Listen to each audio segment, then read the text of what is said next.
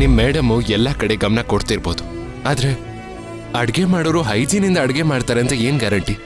ಅದ್ರ ಕಡೆ ಗಮನ ಕೊಡಿ ಅಂತ ಅವ್ರಿಗೆ ಹೇಳ್ಬೇಕು. ನೋಡಿ, ಊಟ ಸರಿ ಇಲ್ಲದೆ ಮೈನನ್ಗೆ ಆರೋಗ್ಯ ಕೆಟ್ಟಿದೆ. ನಾಳೆ ನಿಮ್ಗಳಿಗೂ ಹೀಗಾಗ್ಬೋದು. Prevention is better then cure. ಇದ್ರ ಬಗ್ಗೆ ನೋಡ್ಕೊಳ್ಳಿ ಅಂತ ಹೇಳ್ಬೇಕು. ಸೆಕ್ಯೂರಿಟಿ, ನಿಮ್ ಮೇಡಮ್ ಕರೀರಿ. ಸರ್, ಮೇಡಮ್ ಹಾಸ್ಟೆಲಲ್ಲಿ ಇಲ್ಲ, ಹಾಸ್ಪಿಟಲ್ಗೆ ಹೋಗಿದ್ದಾರೆ. ಹಾಸ್ಪಿಟ್ಲಿಗೆ ಹೋಗಿದ್ದಾರೆ?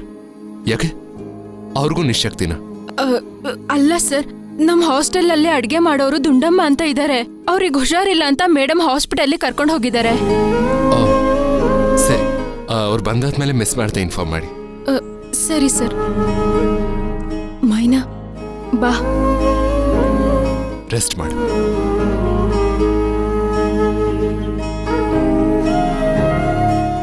ಮೈನಾ,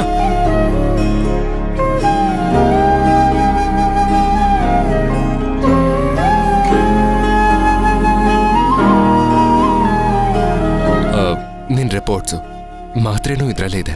ಟೈಮಿಗೆ ತಗೋ. ಮೈನಾ, ನಿನಗೇನೇ ಬೇಕು ಅಂದ್ರೂ ನನಗೆ ಫೋನ್ ಮಾಡಿ. ಸರಿ, ನೀನು ಹೋಗು. ಸರಿ ಸರ್.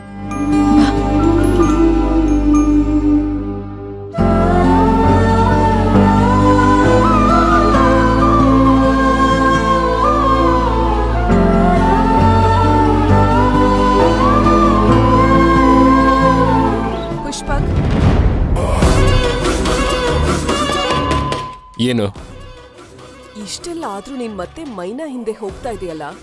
ಛೇ, ನಾನೇನ್ ಮೈನನ್ ಹಿಂದೆ ಅಲಿತಾ ಇಲ್ಲ. ಕಷ್ಟದಲ್ಲಿರೋರ್ಗೆ ಸಹಾಯ ಮಾಡೋದು ಮಾನವೀಯತೆ. ಆ ಜಾಗದಲ್ಲಿ ನೀನಿದ್ದಿದ್ರು ನಿನಗೂ ಹೆಲ್ಪ್ ಮಾಡ್ತಿದ್ದೆ. ಈ ವಿಷಯ ಏನಾದ್ರೂ ಆಂಟಿಗೆ ಗೊತ್ತಾದ್ರೆ ಅವ್ರು ಹೇಗ್ ರಿಯಾಕ್ಟ್ ಮಾಡ್ತಾರೆ ಅಂತ ಯೋಚನೆ ಮಾಡಿದ್ಯಾ? ಮೈನನ್ ವಿಷಯದಲ್ಲಿ ಯಾರು ಏನೇ ಅನ್ಕೊಂಡ್ರು ನಾನು ತಲೆ ಕೆಡಿಸ್ಕೊಳ್ಳಲ್ಲ. ಮೈನಾ ಚೆನ್ನಾಗಿರ್ಬೇಕು, ಅದಕ್ಕೋಸ್ಕರ ನಾನು ಏನ್ ಬೇಕಾದ್ರೂ ಮಾಡ್ತೀನಿ.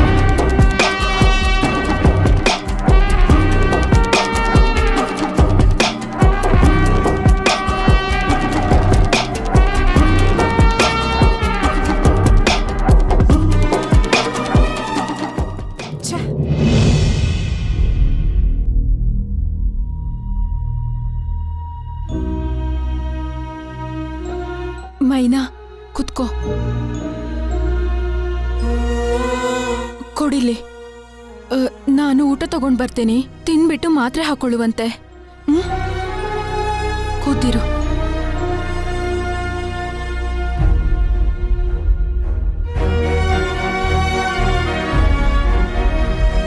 ಮೈನಾ, ನೀನು ಗರ್ಭಿಣಿಯಾಗಿದ್ಯಾ?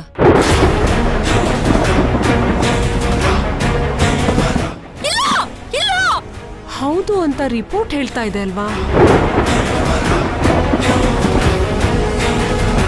ಮೈನಾ, ನೀನು ಗರ್ಭಿಣಿಯಾಗಿದ್ಯಾ?